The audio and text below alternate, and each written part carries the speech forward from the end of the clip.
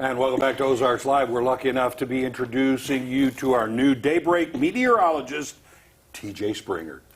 Good to have you Welcome. in. Thanks for having me, guys. I Welcome. appreciate it. Thank you. I really appreciate it. Okay, early morning. Bless your heart. Bless your heart. Coming in now, yeah. That is That's all we probably can the say. best thing. Have you ever had to deal with early mornings before? I have. I did it not in Wichita, but I was in Sioux City, and I briefly did weekends and a little bit of reporting, and then they kind of put it in my ear, like, when your friend Ben leaves, which he probably is, you're going to go do that. And I'm like, that sounds great. That sounds wonderful. I'd love to. Okay, so you've been in Wichita, Sioux City. And I was in West Virginia for a little Were stint you? prior to that. Wow. Yeah. Okay, you've been around. Where do you come from originally? I hail from Maryland originally. Okay. Yeah. We seem to be finding East Coasters coming to the central part of the I country love a lot. it. Yeah. Good on you. Yeah. I See, love there it. is there are people here in the flyover zone. Yeah. I know, it feels a lot more like out east. I think just like all the trees, and I've like, because Wichita just being in the plains is so flat, and I was like, it's nice to have a little bit of like topography now. Yeah. Well, we're delighted to have you here. Absolutely. Thank When did you you. get interested in meteorology? So, I know I was young. I just maybe say around like 5. No, I was a young kid, and my dad always had the Weather Channel on, so I feel like I would just see like snow and people out in the elements. So I was like, I want to do that. That looks fun. Good for you.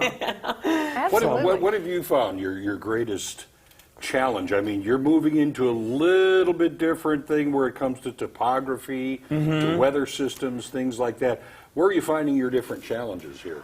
Well, I think probably, the Ozarks Plateau, I'm sure, is going to play a role in, temperatures and different forecasting aspects there. So that'll be something to really take note of and probably be a little bit of a challenge forecasting. But, I had never been in the heart of Tornado Alley before moving to Wichita. That was kind of a lot with, but I feel like, with trends, and I feel like that's kind of shifted eastward too. So I feel like we're still in that. So it'll be, I'm sure, keep me on my toes as we get into the, spring and summer months. Oh, we're in it, yeah. All the time, I feel like it can happen, but yeah, spring and summer for sure. Well, what do you like to do in your spare time? What kind of hobbies you got? Yeah. So You got a couple dogs, I know that. Yeah, they're great. So if I'm not hanging out with them, I was telling Jeremy and Kelly this morning, they heard me kind of like humming and singing a little bit when I actually almost completely dropped the meteorology deal and actually almost went to music education. Really? Mm-hmm.